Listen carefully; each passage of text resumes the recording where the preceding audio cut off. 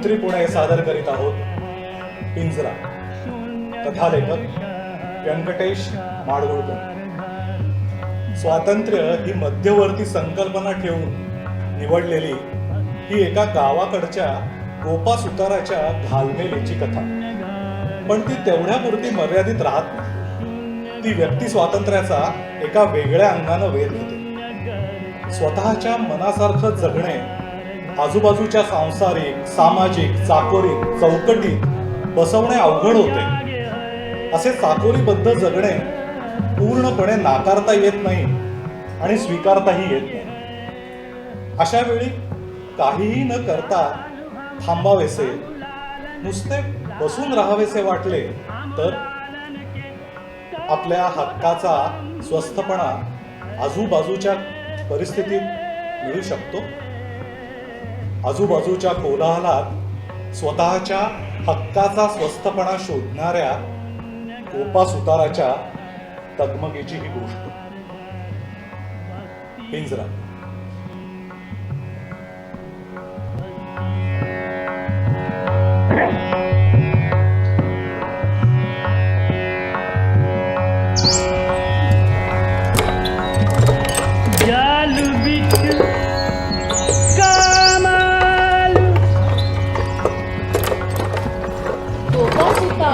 विचलल्यासारखा झालाय ही गोष्ट पहिल्यांदा ध्यानात आली भिवादादा विभूताच्या. भिवादादा खताच्या गाड्या ओढत होता आणि कामाच्या ऐन घायट्यात त्याच्या खोऱ्याचा दांडा कसकला. तात्काळ रानात जाऊन त्यानं बाभळीचं एक टिक्कारण काढून आणलं आणि घाई गडबडीनं तो गावाच्या एका टोकाला असलेल्या सुतारमेटावर गेला. तर घरासमोरच्या निंबाच्या झाडाखाली बाज टाकून गोपा अगदी रंजीस चेहऱ्याने अंगाची जुडी करून गप्प बसलेला. त्याचं ते बसणं, ते हिरमुशी तोंड बघूनच भिवादादाला वाटलं की ह्यानं आज कामाला सुट्टी घेतलेली दिसते. घरात काहीतरी इकडे तिकडे झालेलं असणार. पण दांडा घालायची बाब किरकोळ होती. बसल्या जागचं उठून गोपा कामाला लागल अशा समजुतीनं भिवानं बाभळीचं ते टिक्कारणं गोपाच्या पुढे टाकलं. चढदिशी उड गोपा आणि खोऱ्याला एवढा दांडा दे बघ बसून. माझं काम थांबलंय. खताची गाडी अर्धीच सोडून आलोय मी. ए गोपा. तर गोपा थंडच नुसते डोळे हलले, मान हलवून पडल्या आवाजात म्हणाला, मला बनायचं नाही दादा. हा एकदम असा नान्नाचा पाडा. गावकीचा एकुलता एक सुतार तू, नेहमी आडल्याला उभा राहणारा. त्यात भिवादादा म्हणजे चांगला भरण्याचा शेतकरी. त्याचं काम नाही म्हणायचं म्हणजे सगळ्या गावच्या कामालाच नाही म्हटल्यासारखं. भिवादादानं उगीच मिशासारख्या केल्या आणि विचारलं, का रे? काय नाही, आपलं असंच. गोड वाटत नाही तुला? नाही बा, मला काय धाड भरली. बायको पळून गेली काय पुन्हा? म्हातारा कसा हाय? हाय आमच्या मानावर बसलेला, खातोया भला वाकऱ्या काढतोया भल्या. आणि म्हातारी ती आधी मला वाड्याला पोचवर. मग तुला जागचं न हलाल झालंय काय? भिवा दादा, मी हात जोडतो, माझी जळती घेऊ नका. माझ्याच्या आता कोणतं बी काम व्हायचं नाही, माफी करा. अरे पण एक सुतार तू गावाला, तू असं केलंस तर गावानं बघाव कुणाच्या तोंडाकडं? मी मेलो. हा मेलो मसन वाटायला गेलो असं गावानं म्हणावं. काय सुधरल तो रस्ता धरावा. हे वागणं बरं नव. माझ्या कामाला नाही म्हणतोयस म्हणजे समध्या गावाच्या कामाला नाही म्हणतोयस, ध्यानात येतंय का तुझ्या? हे जळात राहून माशाशी वैर होईल बर का गोपा. दादा, मला आता जळात राहायचंच नाही. मग देशांतराला जातोयस काय? बघाल तुम्ही. हे पोर पुरं भिचललंय. याच्याशी वाद घालून उपयोगच नाही. वाळूत मुतलं फेस ना पाणी. असा विचार करून भिवादादा परत फिरला. 4 घरं हिंडून त्यानं खोरं उसणं आणलं आणि कामाची चालता चालत केली. पण भिवादादाच्या मनातनं ही गोष्ट काही गेली नाही. संध्याकाळी एक दोघांपाशी तो बोलला. आईला ते सुताराचं गोप्या स्पष्ट नाही म्हणलं मला. अरे बाप ती केवढी दांडा बसून द्यायची.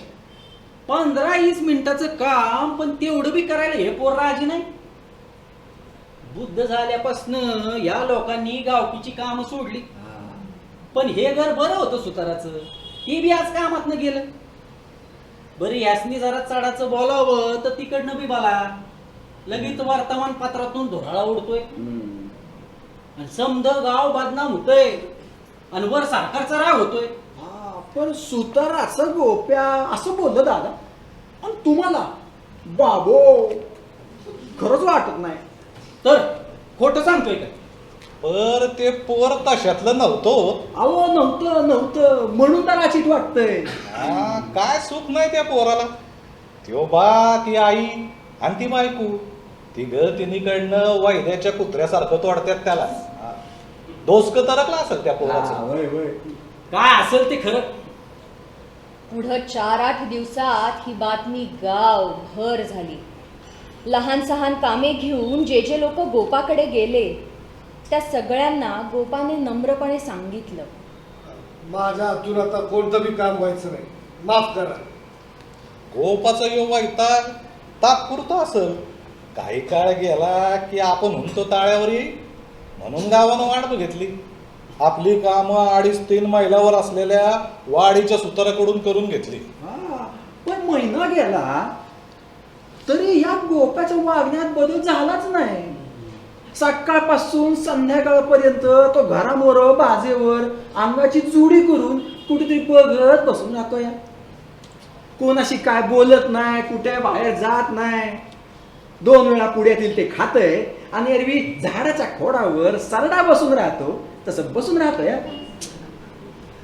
दातवण लावून सगळे दात काळे भंगार केलेली, सारखी वसावसात तोंड टाकणारी ती आई, अंगानं सुटलेली आणि वरचेवर माहेरी पळून जाणारी ती बायको, आणि आम्लपित्ताचा विकार असलेला पण कुंभाराच्या गाढवाप्रमाणे सदैव चरणारा बाप. ह्या सगळ्यांची तोंडे सुद्धा बघू नयेत असं त्याला वाटायचं. पलीकडे नांदुरकीच्या एका वठल्या फाट्यात सुतार पाखरानं बीळ केलं होतं. इकडनं तिकडनं येऊन ते पाखरू बिळात गडप व्हायचं. त्याच्याकडे बघत गोपा बसायचा. तासामागून तास जायचे. 1-1.5 महिना घरी कुणी बोललं नाही, पण मिळकत अजिबात थांबली. घरातला दाणा गोटा झपाट्याने उडू लागला. मग घराच्या उंबऱ्यावर बसून म्हातारा मोठ्यानं बोलायला लागला. नव गोप्या, तुझ्या मनात तरी काय आलं? 2 वेळा हो म्हणून खातुयास आणि मसुबा बसल्यावानी झाडाबुडी बसतुयास. काम न करता या पिरतमीत कोणाचा परपंच चाललाय का? ए गोप्या, नव एवढं संन्याशी होण्याचं झालं काय तुला? घरात आहे तो दाना पाणी सरला म्हणजे तुला खायला कोण आणून घालील? 1 नाही नि 2 नाही, म्हातारा बोलून बोलून अखेरीला वैतागायचा. आणि आईला याला बोलून बोलून तोंड दुखायला लागलं, भुका लागल्या मला म्हणून आत उठून जायचा. कधी म्हातारी उंबऱ्याच्या आत गालाला हाताचा मुटका लावून बसायची. गहीवर घातल्यासारखा आवाज काढून म्हणायची, गोपा, माझ्या पुता, तुझ्यावर कोणी करणी केली काय रो? का देव घातला? देव ऋषी आणू दे का रो बाबा? का मिरजला डॉक्टरकडे येतोस? घडाघडा बोल तरी बाबा, बोलल्या बिगोर कसं कळावं रो? 1 नाही 2 नाही, तुझ्या पाया पडू का आम्ही सगळी जण? मी तुझा बायको. म्हातारी काही जरी बोलली तरी गोपा धोंड्यासारखा गप्पच. सासरा सासू कुठे बाहेर पडलेली बघून बायको उंबऱ्यात बसून म्हणायची, काय म्हणावं या वागण्याला? माझं कुकू तरी पुसा आपल्या हातानं, म्हणजे तुम्ही मोकळं मी मोकळी. गोपा डोळ्यापुढे फिरणारी चिलट तेवढी हातानं मारायचा. घरातल्या माणसांच्या बोलण्याचा परिणाम गोपावर झाला नाही. गावात येसू तात्या होते. भला माणूस म्हणून गावात त्यांना लोक मानत. देवध्यानी लेखन वाचन करणारे, परोपकारी, पापभिरू असे हे वृद्ध गृहस्थ होते. ते एके दिवशी आपणहून आले. गोपाच्या शेजारी बसले. हळू आवाजात एखादा भाविक माळकरी विठोबाच्या मूर्तीशी बोलतो तसे बोलले. गोपा, हे असंच असतं. या प्रपंचाच्या व्यापातून कोणी सुटलेला नाही. कर्म कुणाला सुटलेलं नाही. करायचं आणि कृष्णार्पणमस्तू म्हणून मोकळं व्हायचं. तू कुणावर वैतागला आहेस? प्रपंचावर ना. तुला माहित आहे का रामदासांनी काय सांगितलं आहे? प्रपंच सोडून परमार्थ कराल तेणे तुम्ही कष्टी व्हाल. गोसावी होऊन जाऊ म्हणत असशील तर ती वाट फार बिकट आहे. शुद्ध लंगोटी लावली तरी व्याप्त्यात सुटत नाही. असा मूड होऊन बसलास तर फार वेडा होशील. लोक दोंडे मारतील. हाल हाल होऊन मरून जाशील. विचार कर आणि पुन्हा पहिल्यासारखा प्रपंचाला लाग. बराच वेळ शहाणपणाच्या गोष्टी सांगून अंगावर हात फिरवून तात्यांनी देवाचा अंगारा गोपाच्या कपाळाला लावला आणि अंधार पडू लागला तसे ते उठून गेले. पांडुरंग पांडुरंग.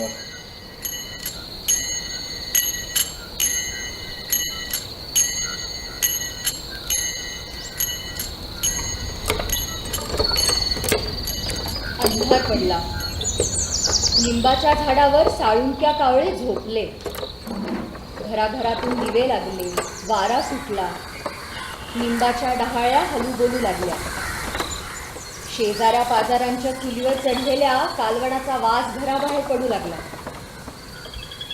उशीरपर्यंत गोपा झाडाबुडीत बसून होता. गोपा र गोपा, भाकर तुकडं खा की रे बाबा. गोपा, अय गोपा. आईनं जेवणासाठी मारलेल्या हाका त्याच्या कानावर आल्याच नाही.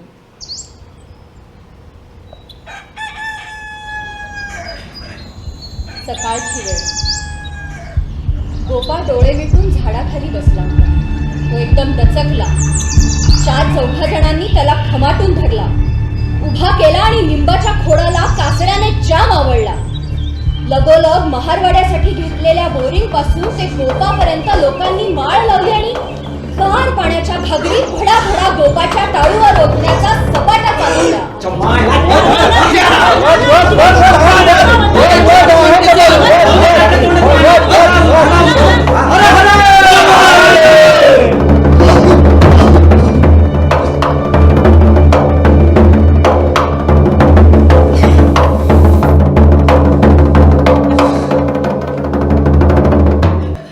गोपा गुरासारखा ओरडला,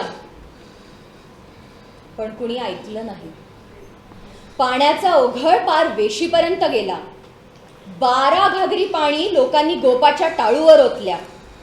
एक जण म्हणाला, एक आठवडाभर असं पाणी पडू द्या, कसा मेंदू शांत होत नाही ते बघू. अहो पाक कामातनं गेलेले माणूस सुधारते, हे तर अजून कच्च आहे. गोपानं ही पाळी येऊच दिली नाही.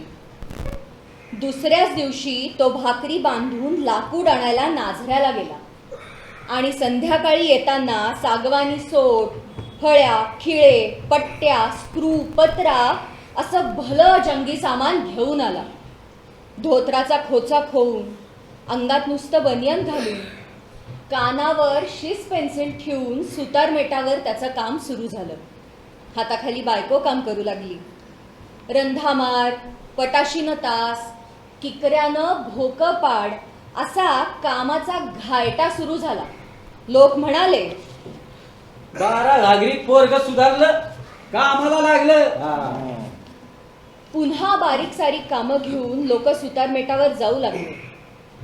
आणि हात जोडून गोपा त्यांना सांगू लागला, माझ्याच्यानं तुमचं काम बनायचं नाही, माफी करा. आता का रे गोपा? मी उद्योगात आहे, बघताय ना व. हे कुणाचं काम घेतलंस? कॉन्ट्रॅक्ट आहे काय बाहेरचं? ते पुरं झालं म्हणजे आपसूक कळण. गावाचा काम करणार नाही सर म्हण की. होणार नाही, माफी करा.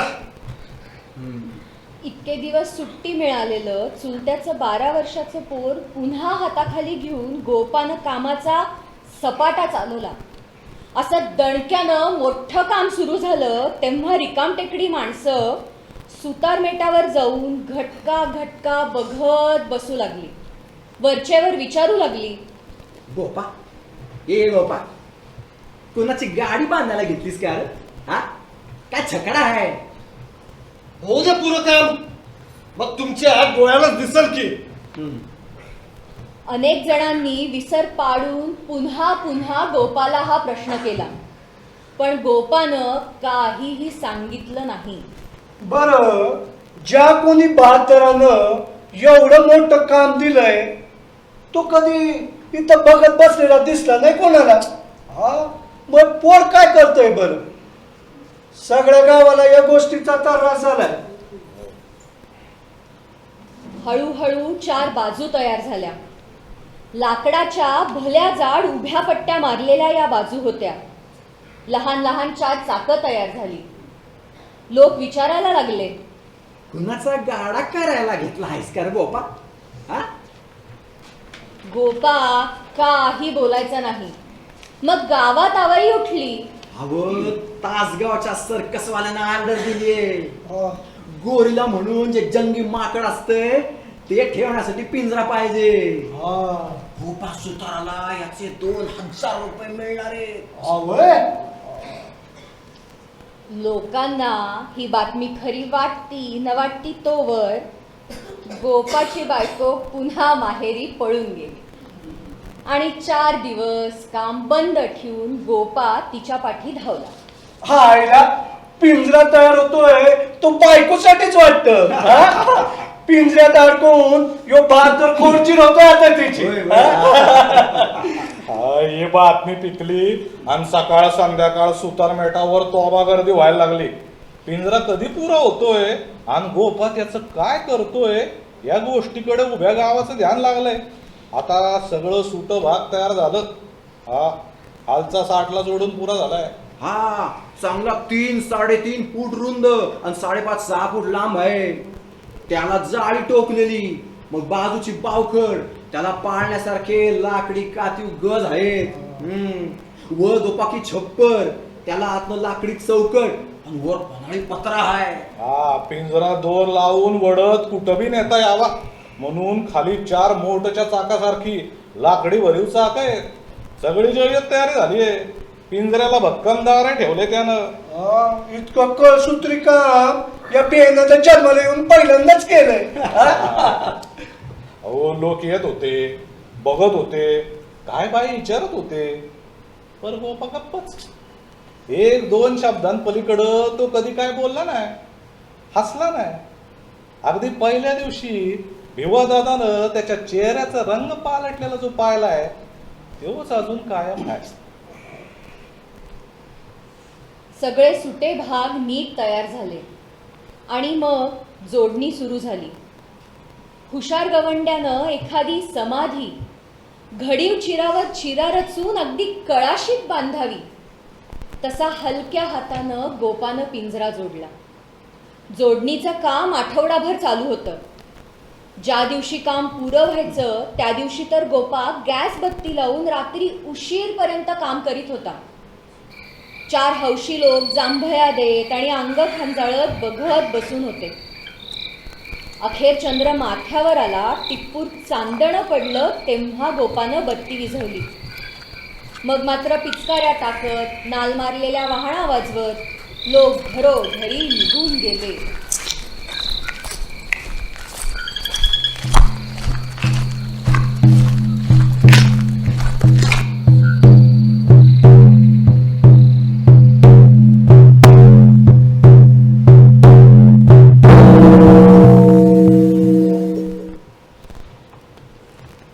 दुसऱ्या दिवशी गोपालाच पिंजऱ्यात बघून सगळं गाव हल्लं. सगळ्या आधी भिवादादा विभूते हजर झाला आणि आधी त्यानं गोपाच्या बापाला झाडला. तुझ्या गौऱ्या वड्याला गेल्या आणि तुला एवढी अक्कल कशी नाही रे? आपल्या हातानं पिंजरा घडवून एकुलतं एक पोत त्यात जाऊन बसलं तरी तू थंड कसा? एवढा या पोराला जीव नकोसा व्हावा असं तुम्ही लोक वागला कसं?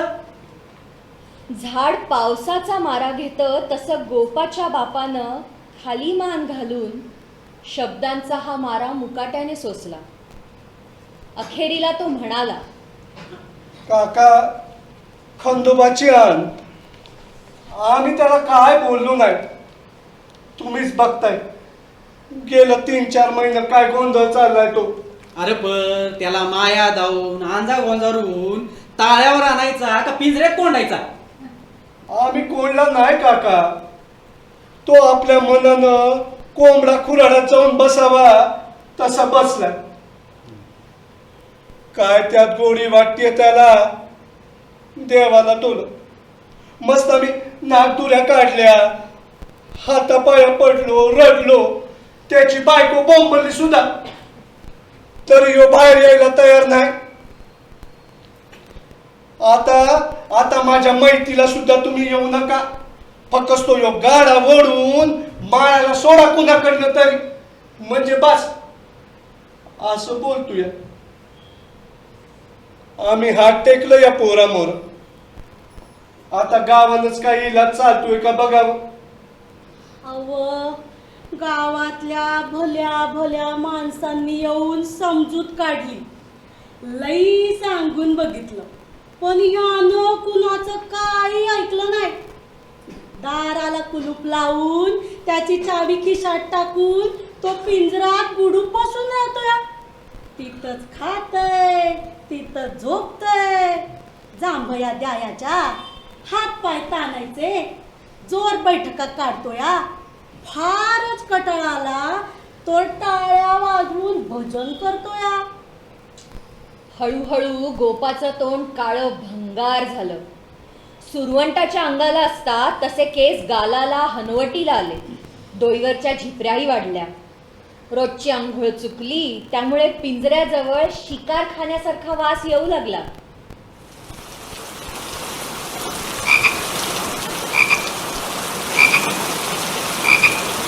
पावसाळा सुरू झाला. सुतारमेटावर कामाची वहिवाट नसल्यामुळे गवत माजलं. बेडक्या, टोळ, उड्या घेऊन घेऊन पिंजऱ्यात चढायला बघू लागले. पावसाची थोडी उघडीक झाली की रिकामी माणसं पिंजऱ्याभोवती गर्दी करू लागली. गोपा कसा बसतोया, कसा उठतोया, कसा खातोया. हे बघण्यात लोक तासन तास काढू लागले. दरवेशाच्या अस्वलाभोवती करावी तशी गर्दी पोरोटोरो करू लागली. जशी वेशीतल्या पारावर, मारुतीच्या देवळासमोर, एसटीच्या स्टँडवर कायम 4-8 माणसं दिसायची तशी आता पिंजऱ्याभोवती दिसू लागली. कुणी माणूस नित्याच्या 4 ठिकाणी दिसला नाही तर लोक आवर्जून म्हणायचे, हा बसला असेल पिंजऱ्यापाशी, तिकडे बघा बरोबर सापडेल. गावातले लोक पोरं जमून बघायची. काही बाही बोलायची, हसायची. काही नकळती पोरं खडे मारायची. पाला काटक्या कुटक्या पिंजऱ्यात टाकायची. वेडेवाकडे आवाज काढून गोपाला तोंड करून दाखवायची. मग गोपाचा म्हातारा, म्हातारी किंवा बायको येऊन पोरांना शिव्या घालायची. मुडद्यांनो, कशा पायी त्रास देताय? हानू का धोंडा, हटा.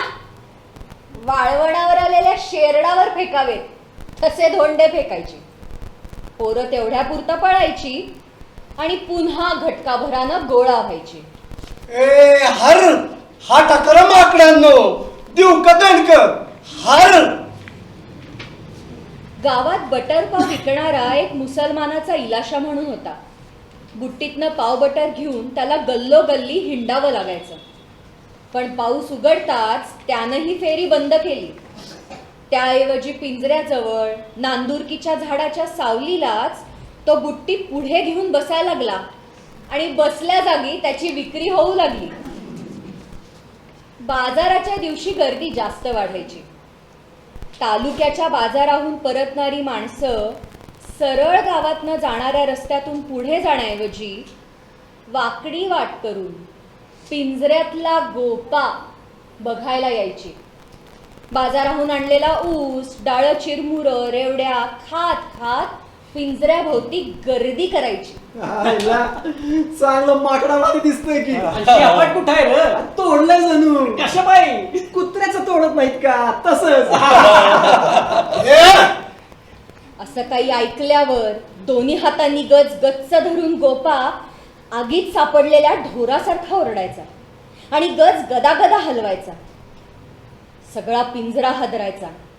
गोपा भा भा ओरडायचा. त्याचं ते ओरडणं ऐकून बारकी पोरं चड्डीत मुतायची. पण कळत्या माणसांना फार हसायला यायचं. भले भले पुण्यांदा होऊ दे. अंगाशी अंगाश वरड की वरड. असं गोपावर ओरडून ते हसायचे. वाकून वाकून हसायचे. एकमेकांना टाळ्या द्यायचे. मग ही माणसं आपण अशी अशी मज्जा बघितली म्हणून दुसऱ्यांना सांगायची. आणि बाजाराला, जत्रेला, उरुसाला शेजार पाजारच्या गावाला आलेली माणसं आवर्जून गोपाला बघायला यायची. कधी कधी सायकली, बैलगाड्या यांची गर्दी व्हायची. कधी एखादी जीप यायची. पांढरी धोट कापडं घातलेली माणसं 5 मिनिटं उभी राहून गडबडीने पुन्हा जीप जोरात सोडायची. अहो, बिबेवाडीचे कोळी गुरुजी तर एकदा शाळेची सहल घेऊन आले. पटावर असलेली 43 मुलं भाकरी बांधून पायी पायी गावात येऊन पोहोचली. शिस्तीनं रांग धरून सुतारमेटावर गेली. इकडं कुठे गुरुजी? अहो पोरं सारखी माग लागली होती सहल काढा म्हणून. कुठे काढायची? बघण्यासारखं स्थळच नाही आपल्या या घडशी मुलकात. ना देवळे, ना डोंगर, ना किल्ला, ना गडी. मग कोणीतरी बातमी दिली की बलवडीला माणसाला पिंजऱ्यात कोंडलंय. पुष्कळ लोक बघून आले. म्हटलं चला सहल घेऊ. दोनांची रांग धरून पोरं मेटावर आली आणि त्यांनी पिंजऱ्याला गराडा दिला. आरडाओरडा, ढकला ढकली, चेंगरा चेंगरी सुरू झाली. गुरुजी म्हणाले, मुलांनो, अरे अरे ए मुलांनो तुम्हाला काय दिसले? पिंजरा. हा, आत कोण आहे? माणूस. त्याला काय लागले आहे? येडं. वेड्याला असं कोंडून का ठेवतात? त्याच्यापासून इतरांना धोका असतो. कोपऱ्यात बसलेला गोपा दांडकन उठला आणि दोन्ही मुठीत गज घालून मोठ्यांदा किंचाळला. कोण येडा? पोरं भसाभसा मागं पळाली. काही क्षण गप्प झाली. भयभीत डोळ्यांनी बघत राहिली. घसा खरडून गोपा ओरडला, अरे कोण येडा?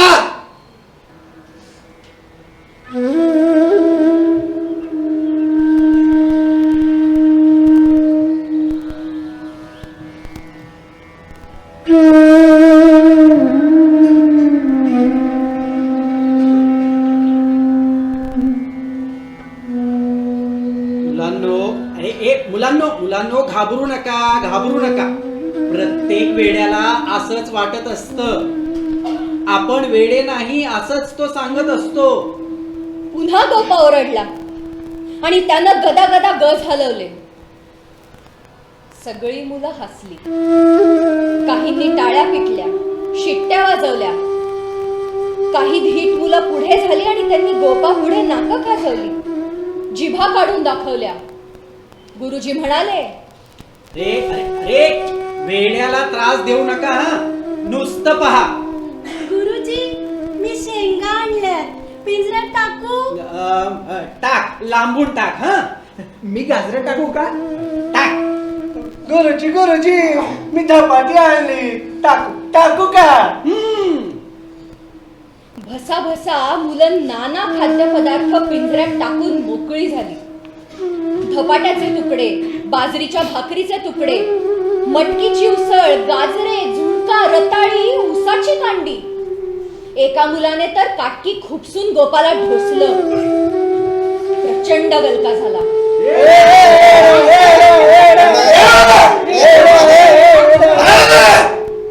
गोपा दोन्ही हातांनी पत्रा वाजून भयंकर ओरडला तरी पोरं हाले ना.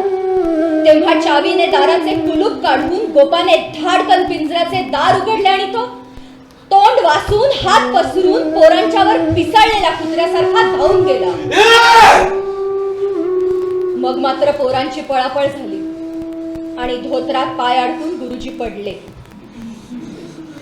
गोपा त्यांच्या अंगावर जाऊन पडला.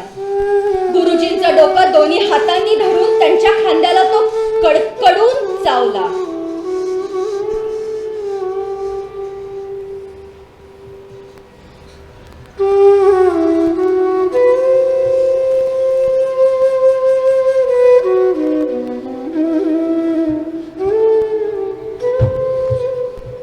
त्याच दिवशी मध्यरात्र टळून गेल्यावर गोपा आपल्या घरात गेला. त्याने घरात बारीक करून ठेवलेला कंदील उचलून मोठा केला. तो बाहेर आला.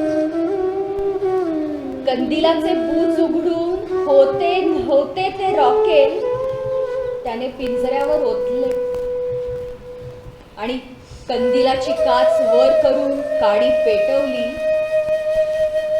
ती पिंजऱ्याला लावली.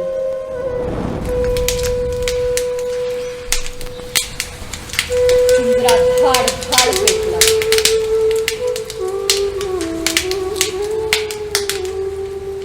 निंबाच्या झाडाला हाय लागली आणि हिरवी पाने करपली. तडतड आवाज झाला. निंबात झोपलेली पाखरे घाबरून चारी दिशांना उडाली. वाऱ्याने आगीच्या चिंध्या झाल्या आणि चौह अंगाने फडफडू लागल्या.